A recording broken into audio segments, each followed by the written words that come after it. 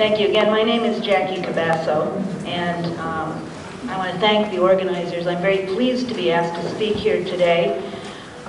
For the last 7 years or so, since the run-up to the U.S. attack on Iraq, which was originally premised, if you recall, on allegations of a non-existent nuclear weapons program, I've been trying to bring nuclear disarmament home to the anti-war, peace, and justice movement. And I want to tell you a little story about that, because having worked on this issue since the late 1970s, there had been a very mass nuclear abolition movement in the U.S. and internationally, which abruptly disappeared when the Cold War ended, and everybody breathed a collective sigh of relief, as if nuclear weapons had just evaporated and they didn't have to worry about them anymore. And many good folks went on to work on other issues that they saw as more pressing.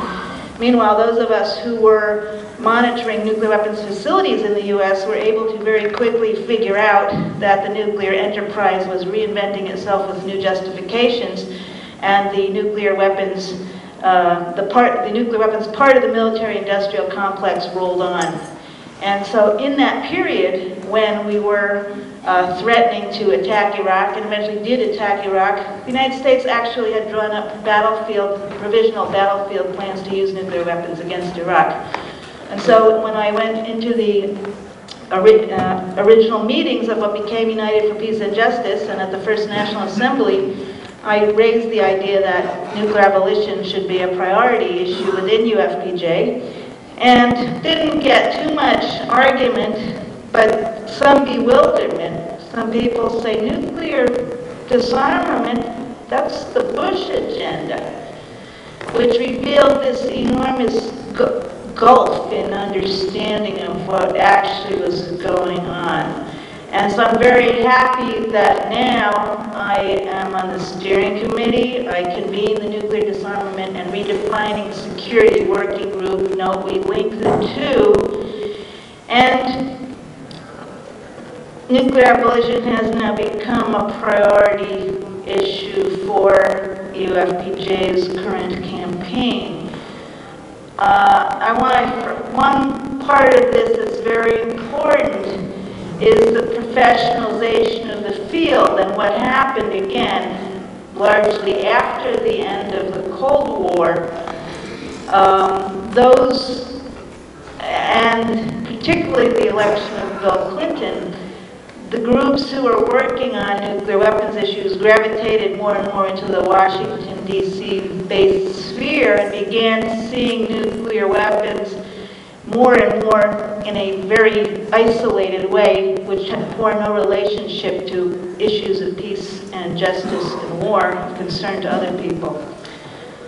So now I've used up half of my time and I have all this paper. Well, let me try to make a few points here. The Democracy Charter directly addresses the necessity of eliminating nuclear weapons, which I'm happy about. But I wanted to note in the introduction that was read on behalf of Jack Odell that the U.S. atomic bombings of Hiroshima and Nagasaki in 1945 also were crimes against humanity, which until this day have not been apologized for, much less really acknowledged.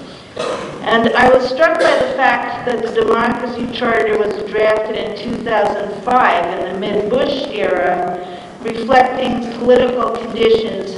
In 1955, it states, quote, "Even in the darkest periods, the people have the power to create the light that illuminates our path to more hopeful times." And I have been involved in the creation of several unity statements that have emerged during dark periods and which served or still serve as the glue holding networks and coalitions together. One such experiment was the People's Nonviolent Response Coalition in the East Bay, which we formed in response to the September 11th attacks. And that was very consciously a multi-issue coalition built around the core value of nonviolence. And for a while it was very active and truly multi-issue, really seeking to organize people around common values rather than single issues.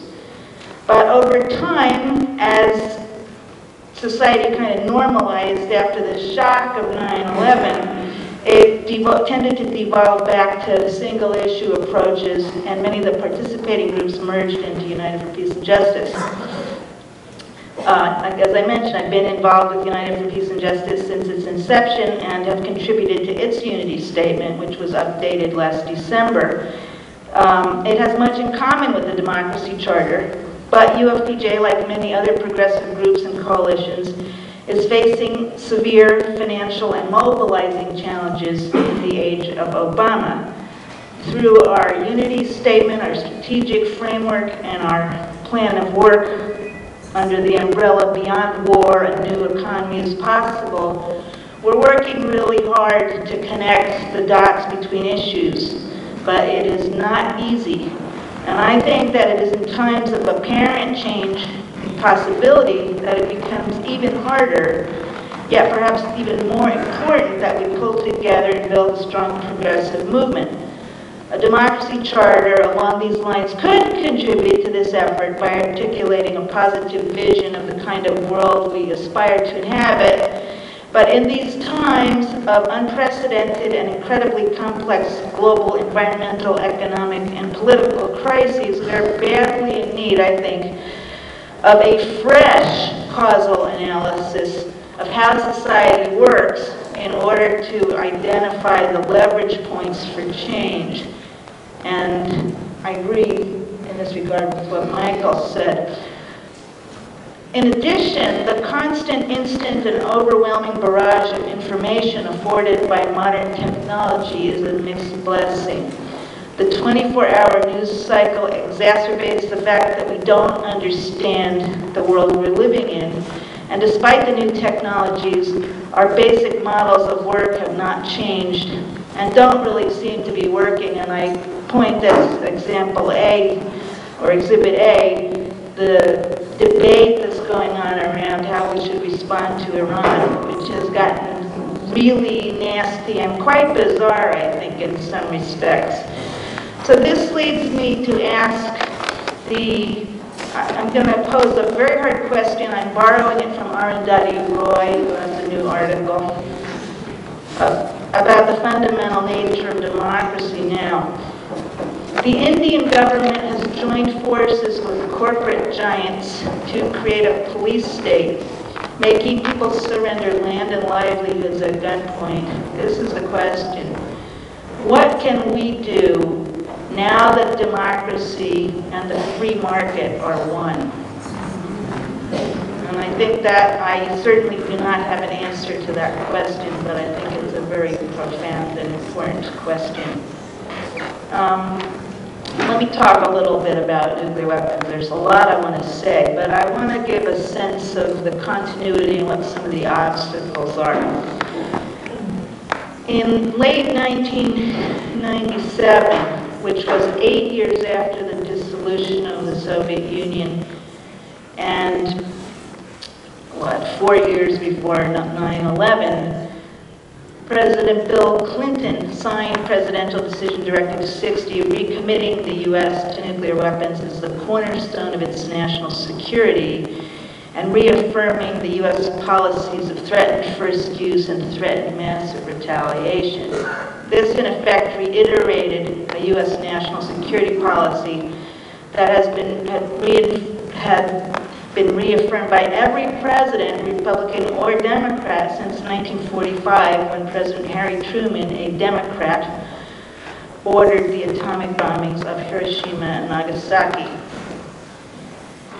In 1995, at the Nuclear Nonproliferation Treaty Review Conference, the Clinton administration capped an 18-month campaign of threatening and bribing countries around the world in order to extract the indefinite, unconditional extension of the treaty. The Venezuelan delegate resigned, and was reported in the New York Times that they weren't just twisting arms, they were breaking knees. Now this is under Clinton. This is the hidden history that nobody talks about. Obama is surrounding himself with Clinton's people.